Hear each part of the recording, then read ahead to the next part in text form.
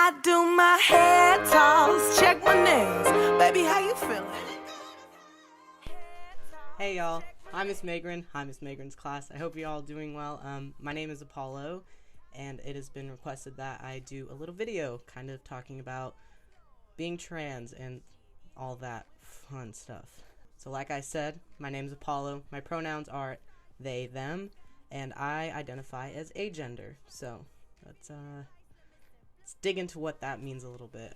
Before I start, I think there's some terms we should identify, being cisgender, being transgender, what gender means versus what sex means, and then what non-binary is. So there's gender and sex, as you all know. As some of you may not know, those things are not the same thing, nor are either of them binary. So sex is the body you were born in, the parts you have, and people often say there's only two sexes, which is not at all true because intersex people exist and have existed forever, and society erases them. So yeah, sex, the body you were born in. Gender, on the other hand, is something completely different. It's what's going on up in here in the old noggin.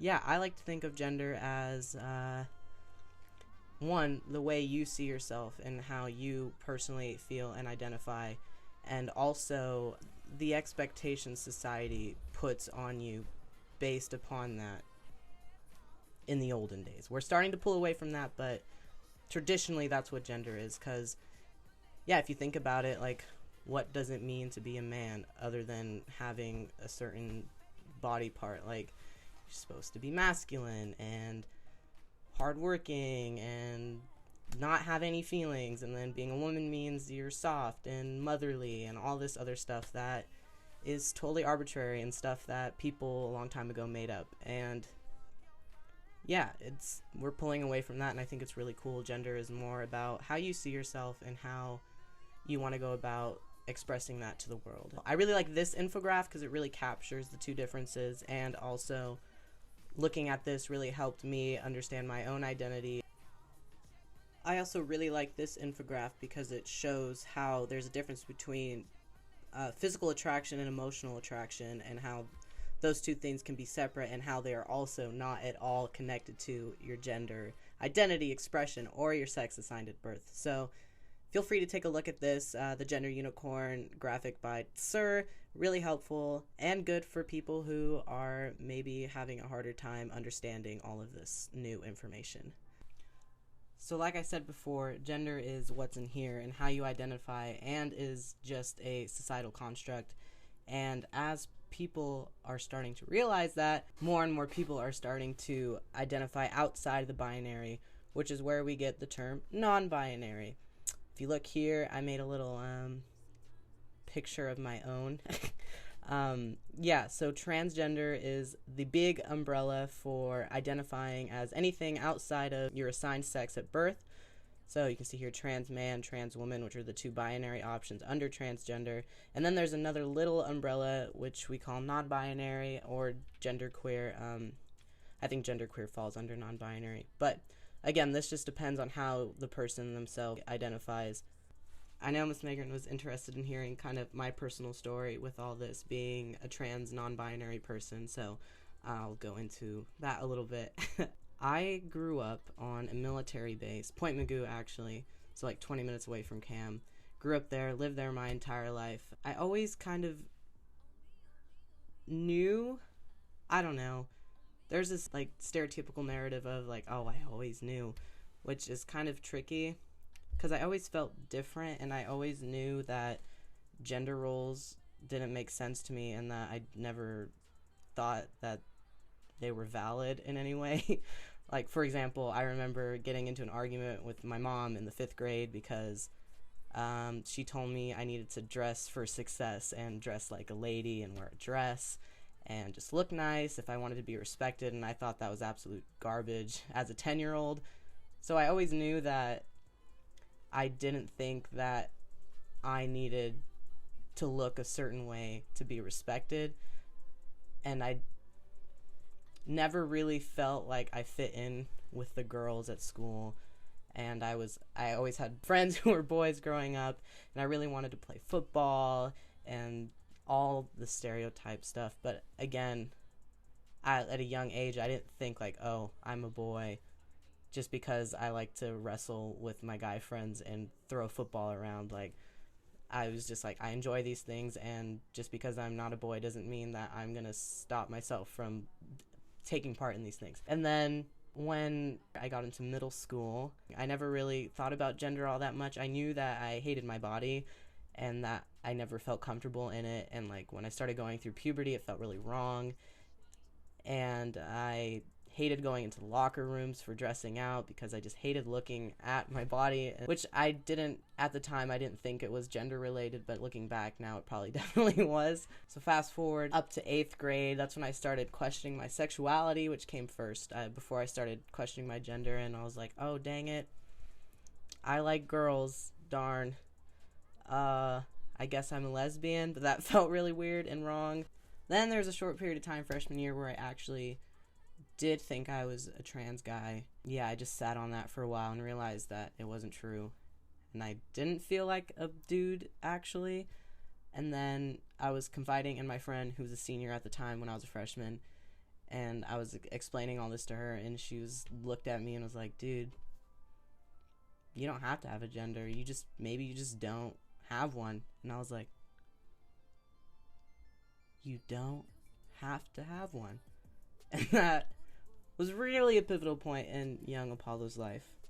And then from there, as you do when you're a 14-year-old closeted baby, you go to Tumblr and look up all these things, and from there I kind of found an online trans community, and I learned what non-binary was and what agender specifically meant and like all the other things. And that was really cool too, just to kind of, for the first time in my life, feel that I wasn't alone and I wasn't a freak, because there was other people out there who felt the same way. So that was cool. And then my sophomore year of high school, I went to this thing in Long Beach called Queer Rock Camp, which is really cool. And that was really the first time I met any other trans people in real life. And that was the first time I told anyone that my pronouns were they, them, and the first time it was respected in that way, which was also really impactful and really cool. But yeah, I realized I was non-binary freshman year of high school. I was 14, and I didn't come out like officially until my freshman year of college, 4 years later. And I think that was because of how Camarillo is, especially at Cam High. I had a math teacher who, in front of the whole class, when we were talking about statistics, go like, oh, I don't know, I'm a humanities kid, and I don't know what statistic term it was, but we're talking about how like some categories can't overlap, and this teacher goes, like gender, haha, we can't have boys or girls.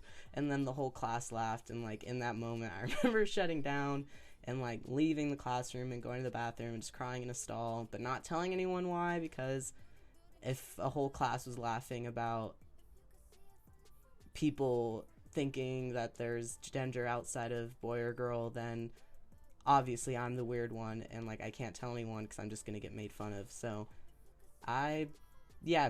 being a closeted trans kid in Camarillo at Cam High was extremely difficult. I got out of Cam, I graduated, I now live in Portland. I go to Portland State, and I remember my freshman year, I wrote a paper on, the assignment was to write something you strongly believe in, and I wrote mine on respecting people and like their identities and understanding that your own experience isn't the only experience.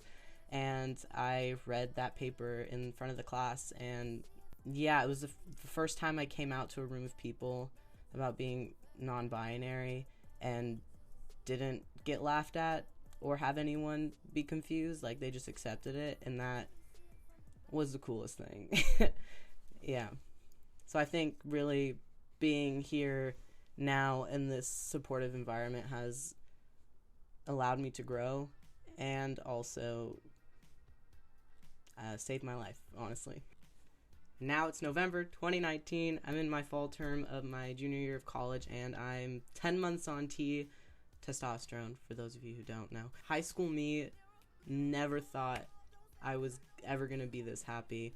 Like, I thought I was gonna live my whole life in that state of mind, like, hating who I was and seeing myself as a freak and, like, never belonging anywhere. And that's not the case. So if any of you are in that spot in this point in your life right now, just know that it gets better. I know that's cliche, but it really does. And the whole world isn't Camarillo. The whole world isn't hateful, and you're gonna find people who love and support you for who you are, even if it doesn't seem like it now. Like,